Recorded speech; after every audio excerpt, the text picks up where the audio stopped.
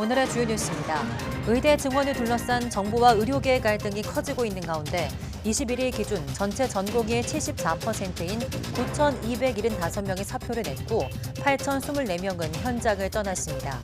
증원의 반발에 휴학계를 낸 의대생은 11,700여 명으로 전체 의대생의 63%에 육박합니다. 전공의 이탈 등 의사 집단 행동으로 환자들의 피해 신고가 급증하고 있습니다. 필요한 치료를 제때 받지 못해서 피해가 발생하면 병원이나 의사에게 손해배상 책임을 물을 수 있는데 인과관계 입증 의무가 환자에게 있어서 실제 배상을 받기까지는 넘어야 할 관문이 많습니다. 미국 엘라베마주 법원이 냉동배아도 사람이라며 폐기할 경우 법적 책임을 져야 한다고 판결했습니다. 해당 판결 이후 난임치료병원에서 체외 인공수정이 가능한지를 두고 큰 혼선이 빚어지고 있습니다. 그동안 국가 주관으로 추진돼온 누리호 발사 사업이 앞으로는 체계종합기업으로 선정된 민간기업 주도로 이루어집니다.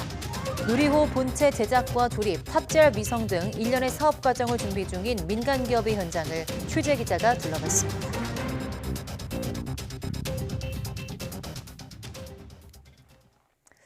여러분 안녕하십니까? 사이언스 투데이 시작합니다.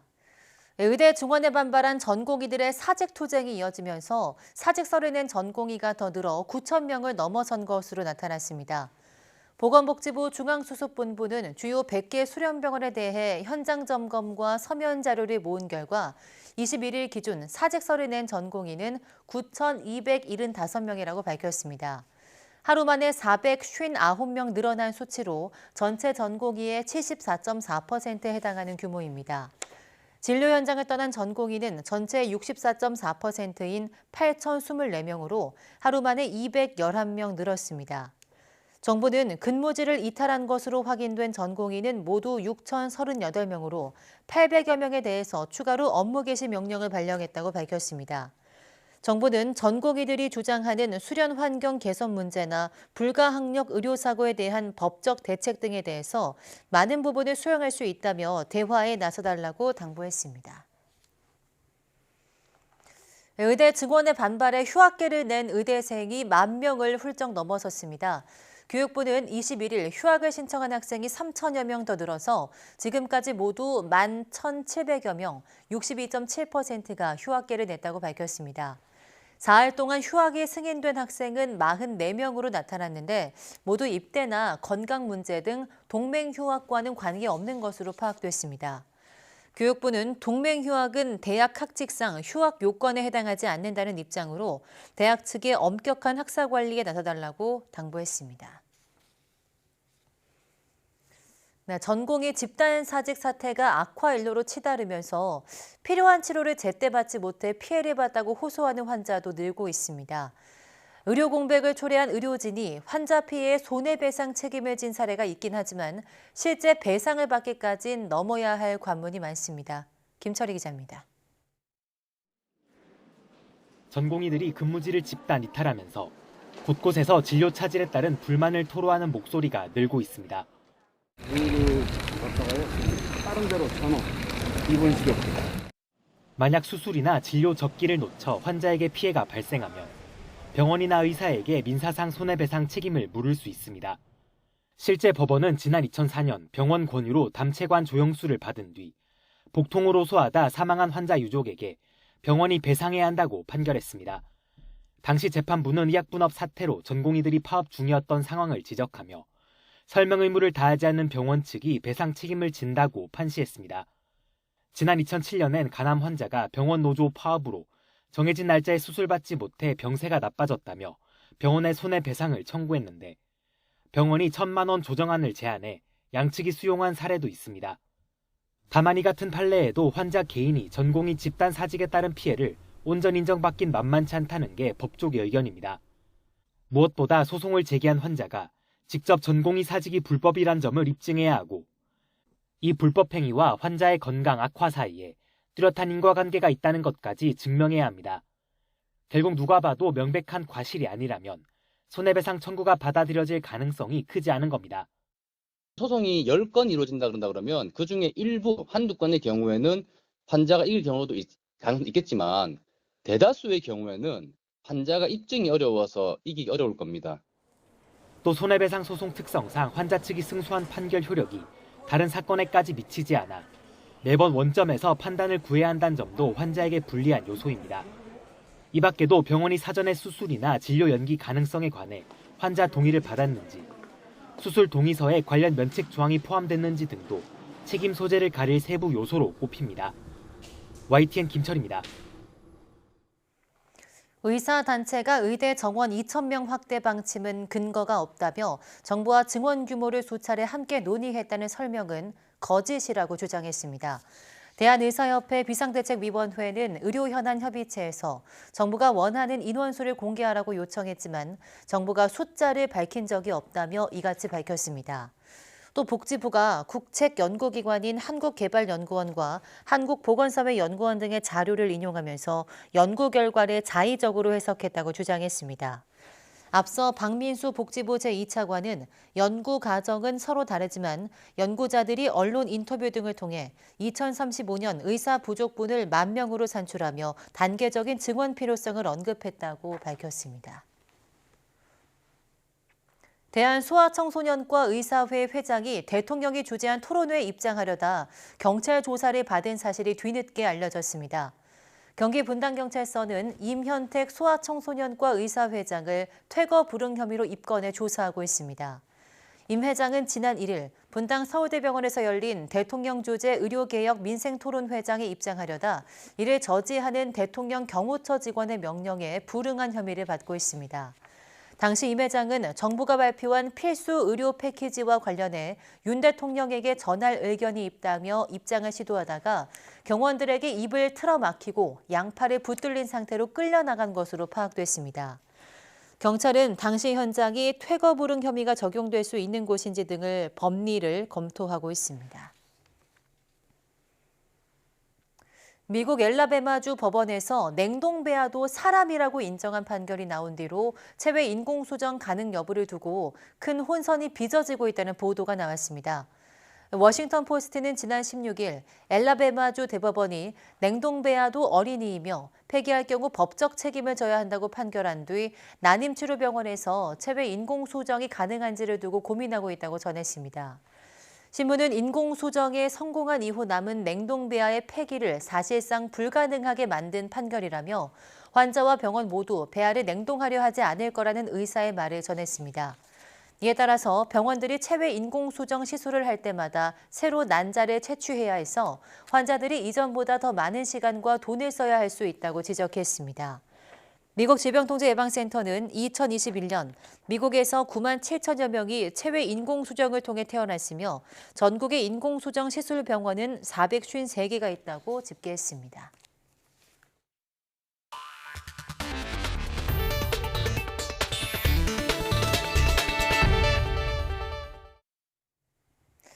미국 스페이스X가 세계 최고 우주기업으로 성장하는 데는 2000년대 나사가 전수해준 기술이 밑거름으로 작용했는데요.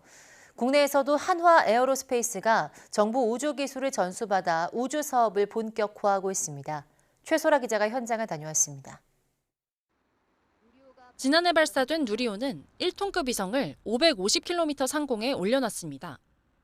누리호 성공으로 검증된 국산 우주기술은 체계 종합기업으로 선정된 한화 에어로스페이스에 그대로 이전됩니다. 누리호 설계부터 300여 개 참여 기업의 총괄, 발사, 운용 노하우까지 모두 기술 이전 대상입니다. 항공과 함정 엔진 등을 만든 경험을 바탕으로 이미 누리호 엔진 제작과 조립을 맡았던 한화 에어로스페이스는 이번 기술 이전을 통해 신뢰성을 높이고 발사 가격을 낮춰 추후 상업 발사까지 추진한다는 계획입니다. 체계종합 업체가 엔진을 갖고 있지 않는다면 그거는 굉장한 리스크로 다가올 수 있거든요. 그래서 그런 부분이 가장 큰 장점으로 생각을 하고 있고, 특히 나머지 부분들은 고도화 사업을 통한 기술을 이전을 받아서 발사체가 싣고 갈 위성도 이 기업의 자회사를 통해 개발하고 있습니다.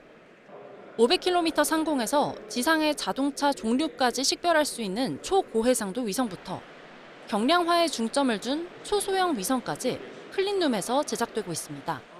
무게 100kg이 채 안 되는 초소형 위성입니다. 누리호는 내후년 5차 발사부터 초소형 위성 5기를 싣고 우주로 올라갑니다. 전 세계적으로도 저 정도 무게의 저 정도 해상도를 가지고 있는 거의 최고 수준의 위성이라고 생각합니다. 소형 위성의 성능을 높일 수 있는 많은 기술들이 위성 정보를 활용해 환경을 모니터링하거나 지도를 제작하는 등의 위성 데이터 서비스도 예정돼 있는데 발사체 기술부터 위성 개발, 위성 서비스로까지 이어지는 우주 사업 체인을 구축한다는 방침입니다. 이런 가운데 누리호보다 성능이 개선된 차세대 발사체 체계 종합기업 입찰에서 한국항공우주산업 카이가 21일 입찰을 포기하면서 이 또한 단독 입찰자가 된 한화 에어로스페이스가 선정될 가능성이 커졌습니다. YTN 사이언스 최소라입니다. 강원 영동 지역에는 사흘째 많은 눈이 내려 많게는 70cm 가까이 눈이 쌓였는데요. 일부 산간 마을 주민들은 사실상 고립됐고 곳곳에서 눈길 교통사고가 발생하는 등 피해가 속출했습니다. 송세혁 기자입니다. 강원도 대관령 옛길 인근 산간마을. 마을 전체가 눈에 뒤덮였습니다. 허벅지까지 쌓인 눈밭을 헤치고 도착한 외딴집. 처마 끝에 매달린 눈은 바닥에 닿을 듯합니다. 살짝 건드리자 눈무더기가 쏟아져 내립니다. 이게 근데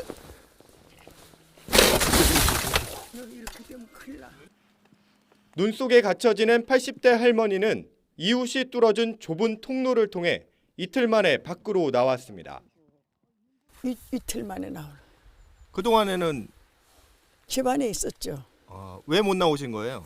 눈 때문에 못 나오죠. 나 올해 86인데. 연일 계속된 폭설에 몸은 녹초가 됐지만 주민들은 오늘도 삽을 들었습니다. 자칫 무너지지는 않을까 지붕까지 올라가 수시로 눈을 치웁니다. 하지만 치워도 끝이 없습니다. 이틀 동안 마을 안길에 세워놓은 승용차입니다. 60cm가 넘는 폭설이 쏟아지면서 이렇게 눈 속에 파묻혔습니다. 20cm 넘는 눈이 내린 강원 영동 지역 도심도 교통불편이 이어졌습니다. 속절없이 헛바퀴만 돌리던 차량은 취재진 도움을 받고서야 겨우 눈길을 빠져나옵니다. 고속도로 진입로에는 오도 가도 못한 채 멈춰선 차량이 수백 미터 넘게 늘어섰습니다. 30m 전진하는데 30분 정도 소요된 것 같고요. 우리 졸업식에 빨리 가야 되는데 걱정이 큽니다. 이번 폭설로 산간마을을 오가는 30여 개 버스 노선은 결행하거나 단축 운행했고 이틀간 40건이 넘는 눈길 교통사고가 났습니다. 강릉 영곡면에서는 폭설에 쓰러진 나무가 전선을 덮치면서 80가구의 전기 공급이 끊기는 등 정전 사고도 잇따랐습니다. YTN 송세혁입니다.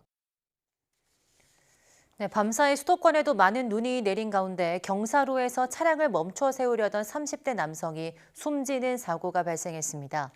22일 새벽 4시쯤 서울 독산동 주택가 내리막길에서 30대 남성 운전자 A씨가 본인 차량과 주차된 다른 차량 사이에 끼었습니다. 경찰은 A씨의 차량이 눈 때문에 시동이 걸린 상태로 미끄러지자 인근 주차된 다른 차량과 충돌을 막기 위해서 직접 내려서 이를 막다가 눈길에 차량이 밀리며 사고가 난 것으로 보고 있습니다. 주변 행인 신고를 받고 출동한 소방당국이 의식을 잃은 A씨를 인근 병원으로 옮겼지만 끝내 숨졌습니다. 경찰은 주변 주택가 CCTV 영상 등을 확보해 정확한 사고 원인을 조사하고 있습니다. 네, 올해 정월 대보름에는 중부 일부 지역에서만 구름 사이로 보름달을 볼 수 있을 전망입니다. 기상청은 정월 대보름인 이번 토요일 남쪽으로 기압골이 통과하면서 남부와 제주도는 흐린 가운데 비가 내리겠다고 밝혔습니다. 중부지방은 구름만 많은 날씨를 보일 전망입니다. 따라서 정월 대보름달은 중부에서만 구름 사이로 볼 수 있겠습니다. 주말 월출 시간은 서울 기준 오후 6시 3분입니다. 네, 예로부터 정월 대보름엔 불엄을 깨고 오곡밥과 나물을 먹으며 한 해 애군을 쫓고 건강을 기원했는데요.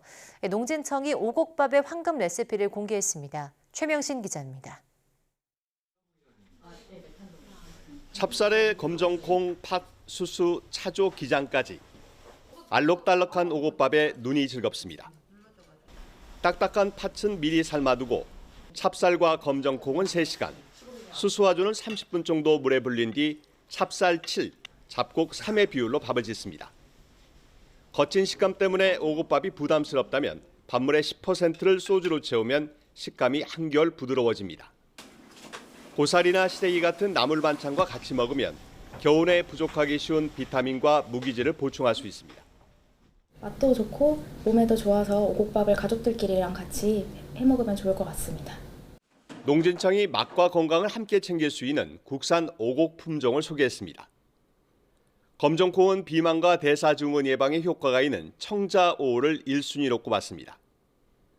팥 아라리는 혈압과 부종 완화에 효과가 있는데 특유의 맛과 향이 밥에 풍미를 더합니다. 수수 하이차는 항암 항산화 작용이 우수하고 기장 금실차는 모발에 유용한 영양소가 듬뿍 들어 있습니다. 차조 3다차는 오곡 가운데 비타민 B7인 비오틴이 가장 많이 함유되어 있습니다. 오곡밥을 먹으면 이런 효능이 합쳐져 성인병 예방과 겨울철 면역력 증강 효과를 볼 수 있습니다. 오곡밥은 일반 쌀밥보다 열량이 5분의 1 정도 적기 때문에 비만이나 식이요법에 좀 도움을 줄 수 있고 또 철분이 1.5배 정도 더 높기 때문에 부족한 영양소를 섭취할 수 있는 이점을 가지고 있습니다. 오곡밥과 다양한 나물 반찬은 배부름뿐만 아니라 언제 먹어도 좋은 건강식으로 손색이 없습니다. YTN 최명순입니다. 멸종 위기를 겪는 초령목이 제주에서 활짝 꽃을 피웠습니다. 산림청 국립산림과학원 난대 아열대 산림연구소는 희귀식물인 제주에서 자생하는 초령목이 만개했다고 밝혔습니다. 초령목은 20m 이상 자라고 매년 2월 말쯤 3cm 크기의 붉은 자주색이 도는 흰색 꽃을 피웁니다. 초령목은 우리나라에서는 제주도와 흑산도 등에서만 매우 한정적으로 자생하고 있습니다. 제주에도 크고 작은 개체 250여 그루만 있을 정도여서 후계림 조성과 자생지 보전 방안 마련이 필요한 실정입니다. 난대 아열대 산림연구소 이보라 박사는 멸종 위기종이면서 희귀식물인 초령목의 자생지 보전과 관리를 위한 지속적인 연구를 진행할 것이라고 말했습니다. 서울시는 무제한 대중교통 이용권인 기후 동행카드를 5만 원대 이용할 수 있는 청년 할인 혜택을 적용하겠다고 밝혔습니다. 서울에서 생활하는 19세에서 34세 청년은 누구나 이용할 수 있습니다. 최기성 기자입니다. 지난달 27일 출시한 기후동행 카드는 지금까지 43만 장 가까이 팔렸습니다. 구매자 절반 정도가 20, 30대로 청년층 수요로 나타났는데 서울시는 교통비 부담 완화를 위해 청년권을 도입하기로 했습니다. 1989년 1월 1일생부터 2005년 12월 31일생까지가 대상입니다. 따릉이 포함 여부에 따라 62,000원, 65,000원인 일반권보다 12% 정도 저렴한 가격입니다. 있는 청년들이 월 교통비 부담 없이 마음껏 활용할 수 있도록 현재보다 7,000원 할인된 가격인 55,000원, 따릉이를 포함할 경우에는 58,000원의 가격으로 실물 카드를 이용하는 청년은 쓰고 있는 카드를 반드시 티머니 홈페이지에서 사전 등록해야 합니다. 모바일 카드는 별도 등록하지 않아도 됩니다. 시범 사업이 끝나는 7월부터 사후 환급 방식으로 그동안 할인받은 금액을 돌려받는 방식입니다. 오는 26일 첫 차부터 쓸 수 있습니다. 가족끼리 실물 카드를 돌려가며 쓸 수 있다는 우려에 대해 시는 다른 사람에게 양도하지 않겠다는 서약서 등을 작성하는 방안을 검토하고 있다고 설명했습니다. 시는 앞으로 시내에 있는 문화, 체육시설 이용 같은 부가 혜택도 기후동행 카드에 포함할 계획입니다. YTN 최기성입니다. 날이 풀리면서 야외 운동 나서는 분들이 많은데요. 달리기로 건강을 챙기면서 뛴 만큼 기부도 하는 기부런이란 이색 행사가 직장인들 사이에서 큰 호응을 얻고 있습니다. 동호인뿐 아니라 일반인들도 참여가 가능하다고 합니다. 우종은 기자입니다. 업무를 마친 직장인 40여 명이 여의도 둘레길로 모입니다. 30대 또래인 달리기 동호인들로 다른 동호회의 지목을 받아 기부런에 나섰습니다. 오늘 아니더라도 계속 이제 달리면 그만큼 누적거리만큼 기부를 할 수 있으니까 다들 럼플이라는 어플 깔아서 참여를 많이 할 수 있도록 했으면 좋겠습니다. 광장에 원형으로 둘러서서 꼼꼼하게 준비 운동을 하고 코스 시작을 알리는 지점에서 QR코드까지 인식하면 출발 준비는 끝. 목표는 둘레길 8.4km 달리기. 출발 10분 만에 숨을 헐떡이는 기자와 달리 동호인들은 서로를 독려하며 밤 공기를 즐깁니다. 동호인 한 명당 1km에 100원씩 둘레길 코스를 모두 돌면 총 840원이 적립됩니다. 내 건강을 챙기는 땀만큼 남을 위한 기부 액수가 쌓이는 이색 달리기. 오는 4월 30일까지 78개 동호회원 3,900여 명이 동참할 예정입니다. 저희는 원래 건강하게 운동하려고 뛰고 있는데 거기에 추가로 기부까지 된다고 하면은 일석이조여서 더 좋은 것 같습니다. 1시간 만에 출발 지점으로 돌아와 다른 동호회원들의 환호를 받는 순간 일상의 스트레스는 잊힙니다. 여의나루역에는 동호인들이 몸을 풀고 물건도 보관할 수 있는 러너 스테이션도 들어섭니다. 여의도가 굉장히 뛰기 좋은데 그동안 물품을 보관할 곳도 그리고 이제 옷을 갈아입을 곳도 마땅치 않았거든요. 러너 스테이션이 생긴다면 러너들에게 굉장히 도움이 될 것 같습니다. 기부천사로 유명한 가수 션은 지난 한 해 동안 기부런을 통해 26억 원을 모금했다고 밝혀 화제가 되기도 했습니다. 동호회원뿐만 아니라 여의도 둘레길을 달리는 시민 누구나 1km에 100원씩 기부런에 참여할 수 있습니다. 동호인과 일반 시민의 달리기로 3천만 원이 모이면 장애인 체육 활성화에 쓰일 계획입니다. YTN 우종훈입니다.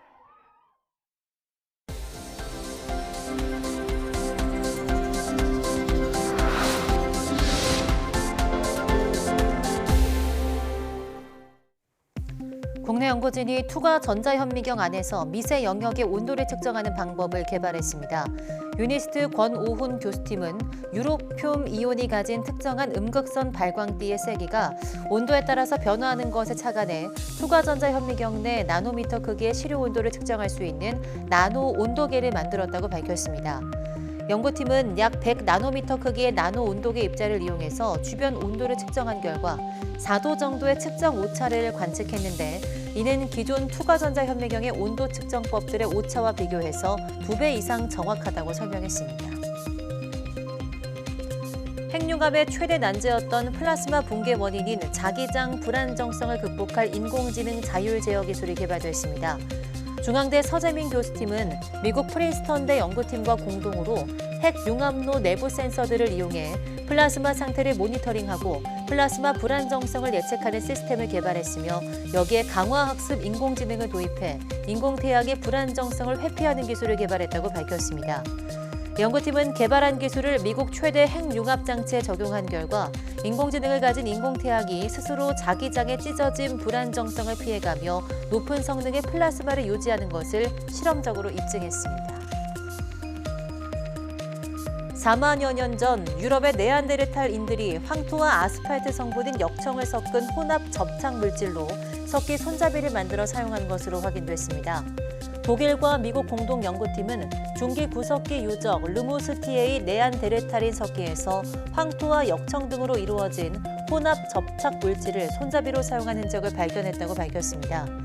연구팀은 르무스티에 석기에 채취한 혼합 접착 물질에 황토가 55% 섞여 있는 것을 확인했으며 액체 역청과 황토를 55% 섞어 반죽 덩어리를 만들어 본 결과 접착력이 강해서 석기에 잘 달라붙으면서도 손에는 붙지 않아 손잡이로 사용하기에 적합했다고 설명했습니다.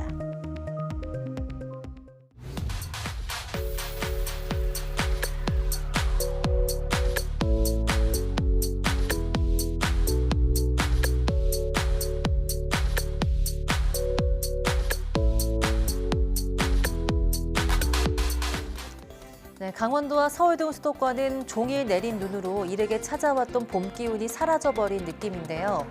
대부분 지역에서 눈은 그쳤지만 내린 눈들이 얼어붙는 곳들이 많겠습니다. 또 가로수에 쌓였던 눈이 떨어지면서 운전이나 보행 시 시야를 방해하는 일도 잦은 상황이니 계속해서 안전사고에 각별히 유의해 주셔야겠습니다. 뉴스 마치겠습니다. 시청해 주신 여러분 고맙습니다.